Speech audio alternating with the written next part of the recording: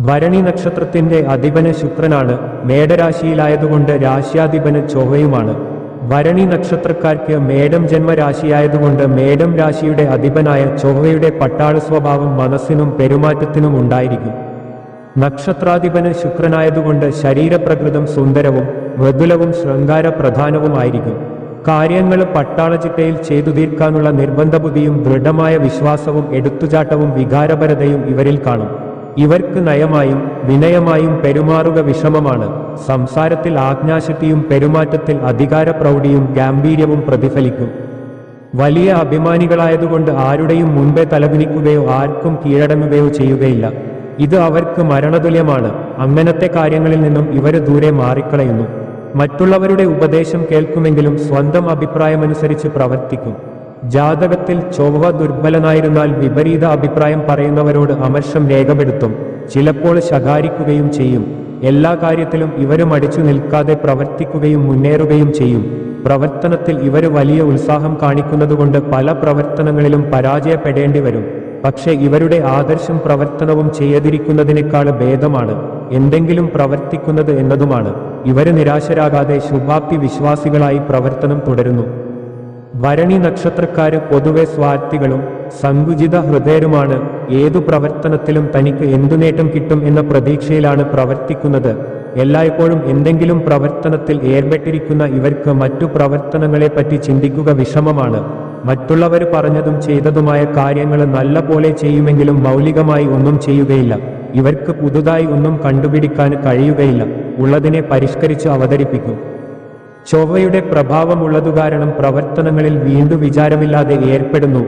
വിവാഹം, ബിസിനസ് തുടങ്ങിയ അതിപ്രധാന കാര്യങ്ങൾ പോലും ഇവർ ആവേശമായിട്ടാണ് ചെയ്യാറുള്ളത്. പലപ്പോഴും ലക്ഷ്യപ്രാപ്തി കൃത്രിമ മാർഗങ്ങൾ സ്വീകരിക്കാനും മടിക്കുകയില്ല. സാധാരണയായി ദീർഘദർശിത്വം വേണ്ട പ്രവർത്തനങ്ങളിൽ ഇവർ ഇടപെടാറില്ല. ഇടപാടുകളിൽ ഇവർ കണിശക്കാരാണ്. രേഖാമൂലമല്ലെങ്കിൽ തന്നെയും പറയുന്ന വാക്കു കൃത്യമായി പാലിക്കും.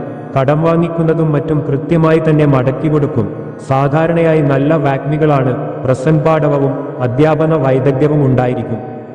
ബന്ധുക്കളുമായി അടുക്കാനും ഇടപഴകാനും ലയിച്ചു ചേരാനും ഭരണിക്കാർക്ക് വിഷമമാണ്. അതുകൊണ്ട് ബന്ധുക്കളുമായുള്ള ബന്ധം ദൃഢമായിരിക്കുകയില്ല. ഭരണിക്കാർക്ക് പൊതുവെ ബന്ധുക്കളും കുറവായിരിക്കും. മാത്രമല്ല ഇവർ ചെറുപ്പത്തിൽ തന്നെ ബന്ധുക്കളിൽ നിന്ന് ഒറ്റപ്പെടുകയും ചെയ്യും. വൈകാരിക ഉത്തേജനം മുന്നിട്ട് നിൽക്കും. ഇവർ ഉഭയരാശി ലഗ്നക്കാരായാൽ ദ്വിഭാര്യന്മാരും സ്ത്രീകളോട് വളരെ ആസക്തിയുള്ളവരുമായിരിക്കും. എല്ലാ കാര്യങ്ങളിലും സ്വാതന്ത്ര്യബുദ്ധി കാണിക്കുന്നതോടൊപ്പം ആജ്ഞാശക്തിയും പ്രദർശിപ്പിക്കും.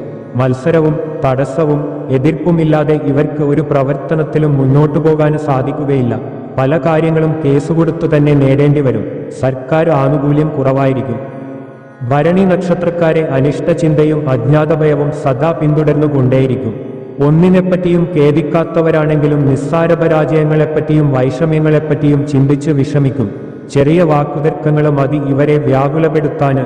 ഈ വ്യാകുലത അടക്കാൻ സാധിക്കാത്തതു കാരണം മുഖത്ത് പ്രതിഫലിക്കുകയും ചെയ്യും. മറ്റുള്ളവരുടെ ദുഃഖത്തെ സ്വീകരിക്കുവാനും അവരെ സമാധാനപ്പെടുത്തുവാനുമുള്ള ആശ്വാസവാക്കുകൾ പറയുവാനും ഇവർക്ക് അറിയില്ല.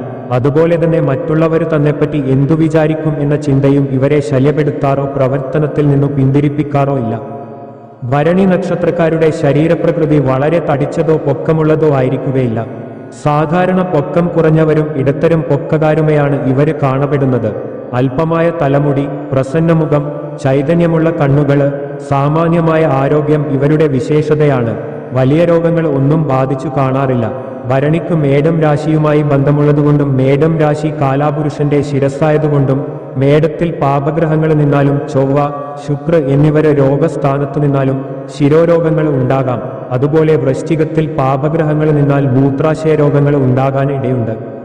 ദിനചര്യയിലും ആഹാരകാര്യങ്ങളിലും വലിയ നിഷ്ഠയും അടുക്കും ഉണ്ടായിരിക്കുകയില്ല.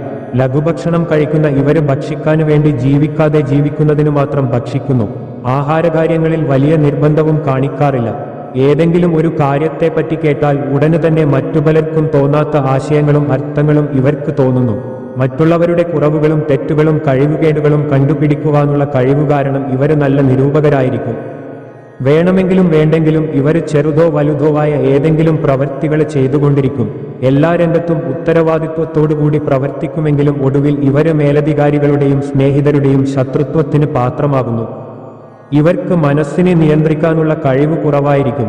അതുകൊണ്ട് ആത്മീയമായി ഉയരണമെന്ന് ആഗ്രഹിച്ചാലും ഉയരാന് സാധിക്കുകയില്ല. ഭാര്യയോടും കുഞ്ഞുങ്ങളോടും വലിയ പ്രതിപത്തി കാണിക്കും. ഇവരുടെ സാമ്പത്തിക ജീവിതം തൃപ്തികരമായിരിക്കും. ഉദയരാശിയിൽ ജനിച്ചവർക്ക് ദ്വിഭാര്യയോഗം ഉണ്ടായിരിക്കും. ഭരണി നക്ഷത്രക്കാരായ സ്ത്രീകളിലും മുകളിൽ പറഞ്ഞ ഗുണങ്ങൾ തന്നെയുണ്ടായിരിക്കും. അവരിൽ ഭരണശക്തിയും മേധാവിത്വവും സ്ത്രീത്വവും വശീകരണശക്തിയും കൂടുതലായിരിക്കും. വൈരാഗ്യവും പിടിവാശിയും കൂടുതലായിരിക്കും. സുഖഭക്ഷണത്തിൽ ഇവർക്ക് വളരെ താൽപ്പര്യമായിരിക്കും. പച്ചക്കറി സാധനങ്ങൾ, പഴവർഗ്ഗങ്ങൾ, നെയ്യ്, വെണ്ണ, മധുരാഹാരങ്ങൾ എന്നിവ ഇഷ്ടപ്പെടുന്നു.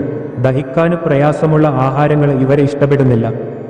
ലഗ്നാധിപനായ ചൊവ്വയും നക്ഷത്രാധിപനായ ശുക്രനും 5-ന്റെ അധിപനായ രവിയും 9-ന്റെ അധിപനായ വ്യാഴനുമാണ് നല്ല ഫലം നൽകുന്ന ഗ്രഹങ്ങൾ. അതുകൊണ്ട് ഭരണി നക്ഷത്രക്കാരിൽ ഈ ഗ്രഹങ്ങളുടെ പ്രഭാവം അനുസരിച്ചുള്ള സവിശേഷതകൾ ഉണ്ടായിരിക്കും. ജാതകത്തിൽ ഈ ഗ്രഹങ്ങൾക്ക് നല്ല സ്ഥിതിയും ബലവുമുണ്ടെങ്കിൽ ഈ ഗ്രഹങ്ങളുടെ ദശാപഹാരങ്ങളും നല്ല നക്ഷത്രം വരുന്ന ദിവസങ്ങളും ഹോരകളും നല്ല അനുഭവങ്ങൾ നൽകും. പരാജയത്തിന്റെ വക്കിലെത്തുമ്പോൾ ഇവർക്ക് അവിചാരിതമായി കാര്യസിദ്ധിയും വന്നുചേരും. വ്യാഴം 9 ഭവാധിപതിയായതാണ് ഇതിനു കാരണം.